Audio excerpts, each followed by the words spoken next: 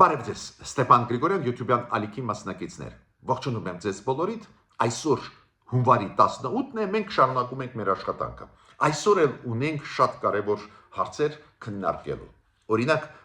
մեկ կարևոր նախաձեռնությամբ հանդես եկավ վարչապետը Նիկոլ Փաշինյանը, այդ նախաձեռնության մասին անպայման այսօր կխոսենք։ Անպայման ես ուզում եմ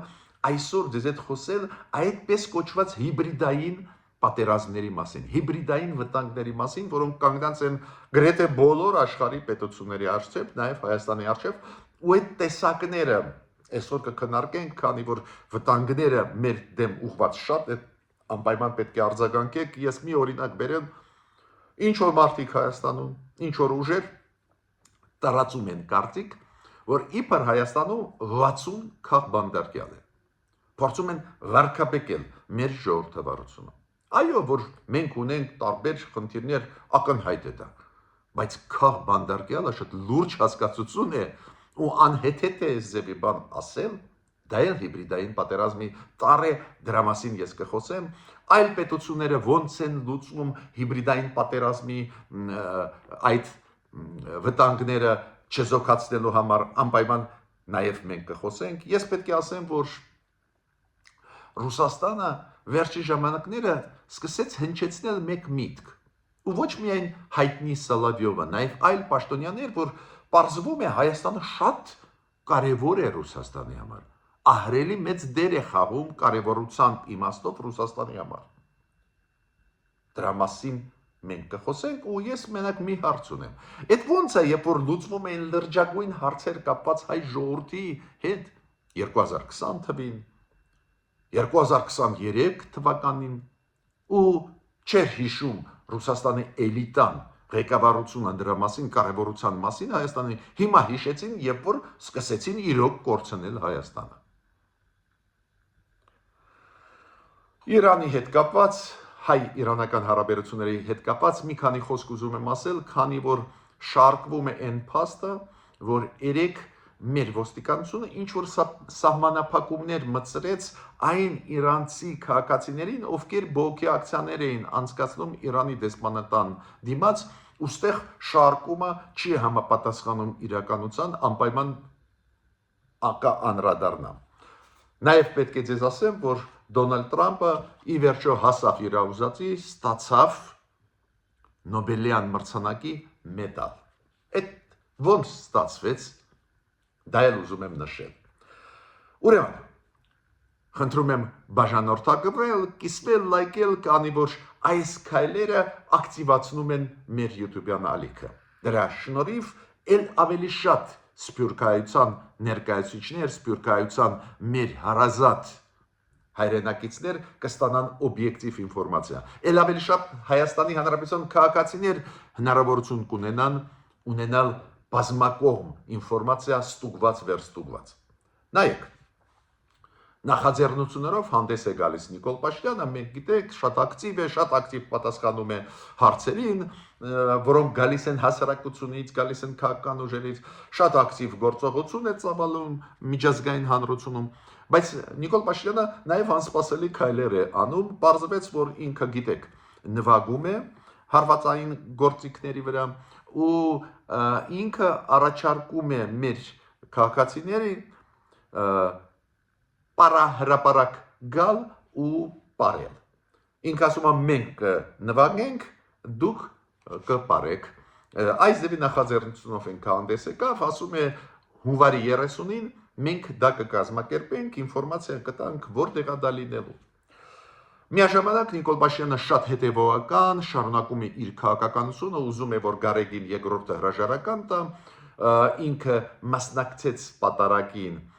որը անցավ Չարենցավանի եկեղեցում, ստեղ նորից հետևական տանում է ինքը իր քաղաքականությունը։ Հիմա անցնում ենք այս անցուդարձի աշխարհի, նաև կապված հիբրիդային վտանգների հետ։ Օրինակ, Ռուսաստանը պահանջում է Ադրբեջանից, որ բաց թողնեն Ռուսաստանի քաղաքացի մոտավորապես 10 մարդ, ում ձերբակալեցին, հիշում եք, անցած տարվա Բաքվում, ձերբակալեցին անցած տարվա հունիսին։ Ավելին ռուսկի դոմ աշխատանքը Ռուսաստանը պահանջում է, որ վերականգնվի Ադրբեջանում։ Ադրբեջանը քաղաքականությունը կոշտ է վարում, չի պլանավորում ազատ արձակել Ռուսաստանի 10 քաղաքացի, մոտավորապես 10-ը ես հիշում եմ, նվազագույնը, ովքեր Բաքվի բանդերում են։ Ոստեղ մենակ մի հարց ինձ մոտ առաջանում է։ Ռուսաստան, դուք պաշտոնական մակարդակով պահանջում եք Ադրբեջանից, պաշտպանում եք ձեր քաղաքացիներին, բայց ինչու չեք պահանջում հայ գերիներին, որ Բաքվի բանդերից ազատեն։ Տեսակ, դրական process-ը հիմա գնում է, 4 հոգու ազատեցին, ակնհայտ է այստեղ ամերիկացիների, եվրոպացիների ջանքերը, ակնհայտ է այստեղ ինչ մեծ գաղտնիք պայենք մեր հասարակությունից, բայց ինչի դուք չեք պահանջում։ Ու պատասխանը իբր իրանք քաղաքացի չեն Ռուսաստանի, չի անցնի, չեք խափի մեր հասարակությանը, քանի որ 2020 թվի նոյեմբերի 9-ի փաստաթղթի տակ ստորագրություն կա Պուտինի։ Պուտինը ստանձնեց պարտավորություն այդ փաստաթղթի տակ ստորագրելով, որ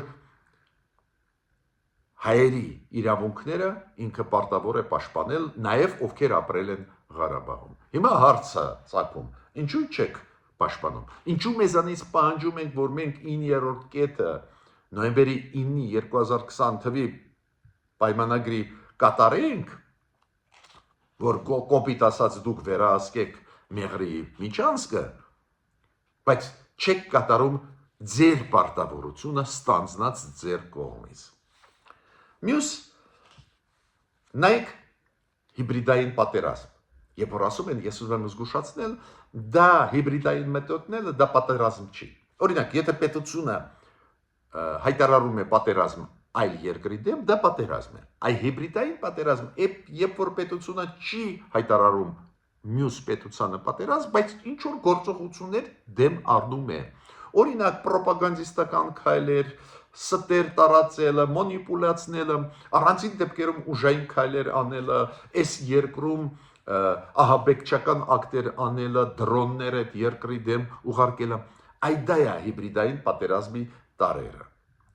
Ու ստեղ մենք պարտավոր ենք լինել շատ ու շատիր։ Ես հիմա կբերեմ օրինակներ, ոնց հիբրիդային պատերազմի այդ վտանգների դեմ պայքարում են այլ երկրներ, նաև մենք սկսեցինք պայքարել, բայց պետք է սովորենք, ուսումնասիրենք։ Օրինակ, հիբրիդային պատերազմներից մեկը այն է, որ գտնվում են Հայաստանում ներսում մարդիկ, ուժեր, ովքեր ասում են Հայաստանում 60 քաղբանդարկյալ։ Պատկերացնում եք, այս ինչ է կատարվում Հայաստանում, որ 60 քաղբանդարկյալ։ Նախ ստեղ մանիպուլյացիա ու սուտը ինչու՞մ է։ Քաղբանդարկյալ դա շատ լուրջ հասկացություն է։ Մարդիկ, ովքեր տարիներով ի վեր հետապնդվում են, բանտ գցվում են, ծեծի, բռնության ենթարկվում են, դատարանների անօրինական, անմարդկային որոշումների տակ ընկնում են, դասական օրինակները Մադուրոյի Վենեսուելան է։ Դուք գիտեք, Մադուրոյի ձերբակալումից հետո այդ ժամանակավոր նախագահն սկսեց բաց թողնել բանտերից Վենեսուելայի քաղբանդարկյալների, այնտեղ կան նախկին նախագահական տեխնացուներ, այնտեղ լիքը կան հայտնի գործիչներ, նաև հայտնի Մարիա Մաչադոն, հայտնի ով Նոբելյան մրցանակը ստացավ անցած տարի, այդ մարդիկ տարիներով, 1, 5, 10 տարիներով ենթարկվում են ճնշման։ Իրանք իրենց հայացքների համար, իրանք հայացքներից հետ չեն կանգնե։ Այդ դա կոչվում է քաղբանդարկյալ։ Ավելին, քաղբանդարկյալների մեջ Վենեսուելային կան քաղբանդարկյալներ, որոնք անկոմունիկադո սկզբունքի տակ էին։ Ինչ է դա նշանակում։ Բերդում նստած իրանք իրավունք չունեին ոչ ոքի հետ շփվել, ոչ իրանք երեխաների, հարազատների, ընկերների փակ ռեժիմով էին։ Այդ դա քաղբանդարկյալ է։ Հիմա, երբ որ ասում են Հայաստանում քաղբանդարկյալ 60 հոգի, ում մասին է խոսքը։ Այդ ով հետևողական այս իշխանությունների դեմ, նախկին իշխանությունների դեմ պայքարում էր, որ հիմա բանտում է։ Նայեք, հասկացության աղավաղում դա էլ հիբրիդային պատերազմ է։ Ավելին փորձում են տարածել, հարցեր են տալիս, տարբեր միջազգային կառույցների ներկայացուցիչներ այդ սուտը տարածում են, դա լրջագույնը թույլատնում է Հայաստանի միջազգային իմիջը։ Փորձում են, բան չի ստացվի, քանի որ միջազգային հանրության մոտ խելոք են այս մարդիկ, իրանք ուսումնասիրում են։ Օրինակ, բանտարկված մարդկանց մեջ կա մի մարդ, որը չի սիրում այս կառավարությունը Հայաստանի, չի սիրում իր իրավունքն է, բայց ինքը բռնություն կիրառեց հանրահավաքներից մեկում այն մարդու դեմ, որը այլ կարծիք ունի։ Հիմա ինքը կալանավորված է։ Այս մարդիկ ասում են ինքը 60-ի մեջ մտած է, քանի որ ինքը դեմ է իշխանության։ Նայեք ինչ աղավաղում մանիպուլյացիա։ Ինքը նստած է բռնության համար։ Ինչու այդ օրինակները բերում են, դա էլ պայքար է, որը կոչվում է հումանիտար հիբրիդային պայքար պետությունների դեմ, անպայման այս ձևի բաներ վրա մենք պետք է ուշադրություն դարձնենք։ Հիմա իրոք Դոնալդ Տրամպը ստացավ Նոբելյան մեդալ, բայց իրան Նոբելյան մեդալը տվեց, խաղաղության մեդալը տվեց Մարիա Մաչադոն, այդ հայտնի քաղբանդարկյալ, հայտնի քաղաքական գործիչ Վենեսուելայի, այսօր գլխավոր ընդդիմադիր դեմքն է հենց Մադուրոյի ռեժիմի դեմ ուղված։ Դուք գիտեք, Դոնալդ Տրամպը իրան հրավիրեց, Վաշինգտոն հանդիպումը կայացավ, ու այդ կինը Մարիա Մաչադոն նվիրեց այդ մեդալը, որը ստացավ Նոբելյան կոմիտեից։ Նվիրեց, ինքը ասեց, դուք ազատեցիք մեզ Մադուրոյից, ուրեմն դուք եք արժանի այդ մեդալը կրել, պարզ է դուր եկավ դա Տրամպին, ինքը ընդունեց դա, բայց դուք գիտեք, Նոբելյան կոմիտեն արեց հայտարարություն, որ այո, Մաչադոն այդ մեդալը կարող էր նվիրել, մեդալը կարելի է նվիրել այլ մարդկանց, բայց կոչումը ոչ, Նոբելյան մրցանակի կոչումը մնում է Մարիայի Մաչադոյի մոտ կոչումը, բայց այնուամենայնիվ այդ կինը արեց շատ լուրջ քայլ, Դոնալդ Տրամպը իրոք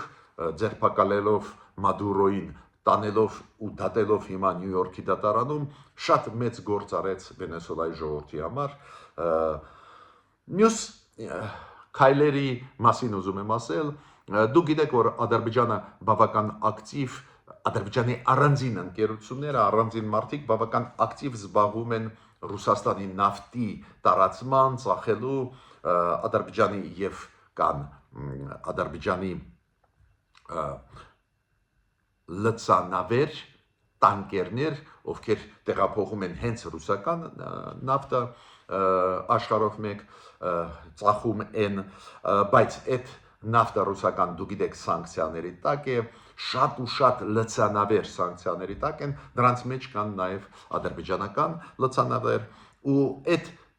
անձինք, ովքեր այս ընկերությունների ղեկավարներ են Ադրբեջանի, ովքեր աջակցում են շրջանցել նավթա այդ սանկցիաները նավթի Ռուսաստանի դեմ, իրանք հիմա նավթի հետ կապված սանկցիաների տակ ընկան, ու այդ սանկցիաները ոչ միայն կիրառում են իրանց դեմ Եվրոմիությունը, Միացյալ Նահանգները, հիմա միացավ Շվեյցարիան։ Ղրղստանում, երբ որ ես ասում եմ, որ այս ինֆորմացիոն պատերազմները, այդ հիբրիդային մեթոդները, նաև այդում պրոպագանդիստական պրոպագանդայի տարածումը, որը գալիս է Ռուսաստանից, տարբեր երկրների դեմ, ոչ միայն Հայաստանի դեմ, տարբեր երկրները տարբեր ձևերով են լուծում։ Օրինակ Ղրղստանում օրենքում փոփոխություն կատարեցին, ու այդ փոփոխության համաձայն սահմանափակվել են Ռուսաստան ալիքների տարածումը Ղրղստանում ռուսերեն լեզվով։ Դա էլ մեթոդ է սահմանափակել Ռուսաստանի պրոպագանդիստական մեքենան։ Լիտվայում, դուք գիտեք, նոր ասեցի ես, որ երբ որ մենք ասում ենք հիբրիդային քայլերի, այդ հիբրիդային քայլերի մեջ մտնում են նաև կոշտ քայլեր, օրինակ հաճախ Ռուսաստանը դրոններ, հետախուզական դրոններ օգտագործում է տարբեր երկրների դեմ, օրինակ Բալտյան երկրների օդում հայտնվում են, Լեհաստանում, Դանիայում, Շվեյցարիայի օդում, Գերմանիայում, Դա էլ հիբրիդային պատերազմ է։ Դա ոչ ոք չի սպանում, չի կրակում, բայց պետք է պատկերացնում եք ինչ խոճապի մեջ մտնում է հասարակությունը այդ երկրներում, երբ որ գիտի, որ ռուսական դրոնները պատտվում են իրանց օդում, նկարում են իրանց ռազմական օբյեկտները, այլ օբյեկտներ, ու Լիտվան հայտարարեց, որ բռնեցին այն մարդկանց, ովքեր Լիտվայում ուզում էին հրդեհ կազմակերպել, այո, Լիտվայի ռազմական գործարանում։ Բռնեցին այդ մարդկանց, այնտեղ կան քաղաքացիներ Ռուսաստանի, Բելարուսի, Կուբայի։ Տեսակ, այդ հիբրիդային պատերազմը ավելի կոշտ մեթոդներ հիբրիդային պատերազմի։ Բայց ես այդ օրինակը բերեցի, ինչու՞։ Որ մենք հասկանանք, որ պայքարում են պետությունները պաշտպանելու համար իրանց եւ ինֆորմացիոն դաշտը եւ իրանց ստրատեգիկ օբյեկտները այդ հնարավոր հիբրիդային քայլերից եկող օրինակ Ռուսաստանից։ Հիմա ես պետք է ասեմ, որ Ռուսաստանը պլանավորում է այս փափուկ ուժը, ինֆորմացիոն, հոսքերը, ռոպագանդան էլ ավելի ուժեղացնել Հայաստանի դեմ ուղղված պաշտոնական տվյալների համաձայն, դա պաշտոնական է, նախագահական գրանտ է նախատեսվում, Ռուսաստանի նախագահի գրանտ, բավական մեծ 160 միլիոնի կարգի, մի քանի երկրներում անցկացնել այս ձևի փափուկ ուժի տարածում Ռուսաստանի քաղաքականության հետ կապված, ազդեցության գոտիների հետ կապված, ու այդ գրանտը օֆիցիալ գրանտ է, բայց փորձագետները ասում են մեծ մասը կուղղվի Հայաստան, քանի որ Ռուսաստանի համար հիմա ոչ թե այլ երկրներ են կարևոր, այլ հենց Հայաստանը $160 միլիոն այդ ահագին մեծ գումար է, ու հենց մեր ընտրությունների հետ առնչվող հարցերի հետ դա կլինի ուժեղացնել ինֆորմացիոն հնարավորությունները Ռուսաստանի Հայաստանում, դա էլ է հիբրիդային պատերազմի տարբերակ, ռոպագանդա, սուտ լուրեր, մանիպուլյացիաներ, բայց ես նաև ստեղ պետք է ասեմ, որ պետք է իմանանք ու մեր իշխանությունները պետք է պատրաստ լինեն այս հոսքերը մարել, դրա դեմ պայքարել, բայց ես պետք է ասեմ, որ նոր տենդենս կա Ռուսաստանում, վերջի ուղղակի օրերի մասին, ամիսների մասին, դա արտահայտվեց նաև հայտնի Սալավիովի ելույթում, բայց ոչ միայն իր, նաև Պաշտոնյաների, որտեղ որ հիշում եք այդ հայտնի Սալավիովի ելույթը, որը զայրույթ առաջացրեց եւ իշխանության մոտ Հայաստանի եւ հասարակության, բայց այնտեղ կար մի հատված, որի մասին քիչ են խոսում։ Ինքը ասեց, որ Հայաստանը անչափ կարևոր է Ռուսաստանի համար, անչափ կարևոր է, ու կորուստը Հայաստանի դա հզորագույն պրոբլեմ է, խնդիր է Ռուսաստանի համար։ Մենք այս ձևի բաներ չենք լսել, մենք հակառակը, մենք անընդհատ լսել ենք, ով եք դուք, ոչ ոք դուք պետք չեք, ուր եք դուք գնալու, կորչելու, կուդա вы денетесь, անընդհատ ասում են։ Այս ինչա փոխվի, որ հասկացան, քանի որ միշտ հենարանը Ռուսաստանի Կովկասում, հարավային Կովկասում Հայաստանն էր։ Հիմա այդ հենարանը Ռուսաստանը կորցրեց իր սխալ քաղաքականությամբ 2020 թվին, 2023 թվին, ինքը կորցրեց մեզ,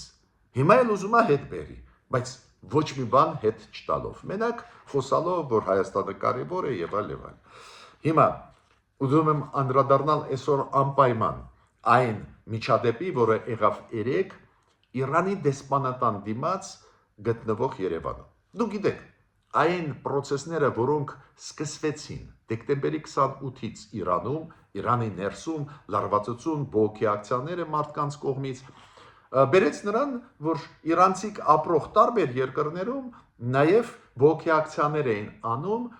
Իրանի դեսպանատան դիմաց։ Լոնդոնում դա եղավ, Փարիզում, ամբողջ Եվրոպայի երկրներում, որտեղ որ կան Իրանի դեսպանատներ, այլ տեղերում բողոքի ակցիաներ գործող Իրանի իշխանությունների դեմ նաև անցկացվեցին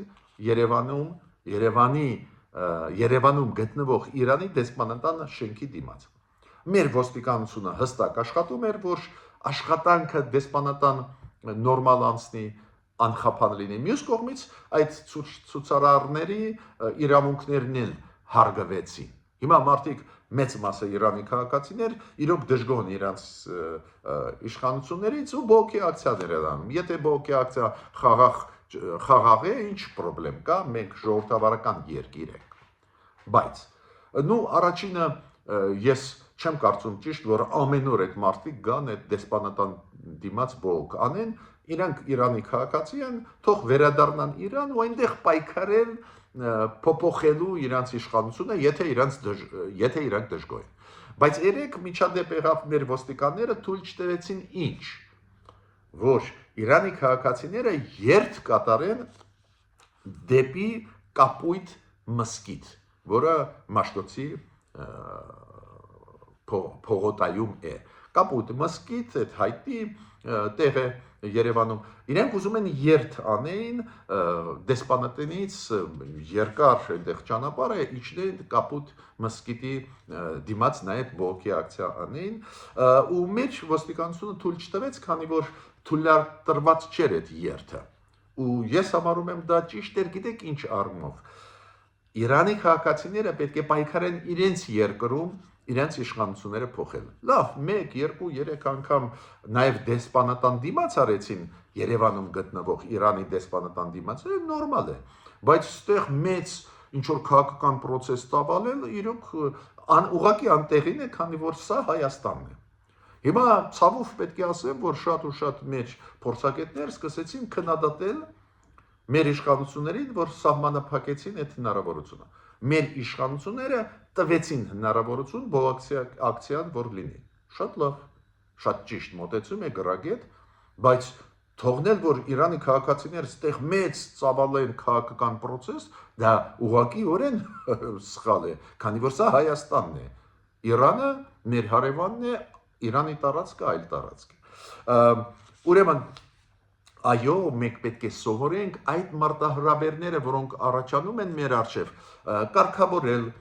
արձագանքել adekvat։ Իմ կարծիքով մենք արձագանքում ենք adekvat ու ոստիկանությունը մեր բավական adekvat արձագանքեց։ Մի կողմից պետությունը հնարավորություն տրվեց բողոքի ակցիաներ անել Իրանի դեսպանատան դիմաց, մյուս կողմից ապահովեց Իրանի դեսպանատան բնականոն աշխատանքը, բայց թույլ չտվեց ծավալվի այդ process-ը։ Այդ process-ը քաղաքական պետք է ծավալվի Իրանի քաղաքացիների կողմից Իրանի տարածքում։ Ես պետք է նաև ասեմ, որ կարծես թե հետ կանգնեց Տրամպը այն մտքից, որ ուժ կկիրառի Իրանի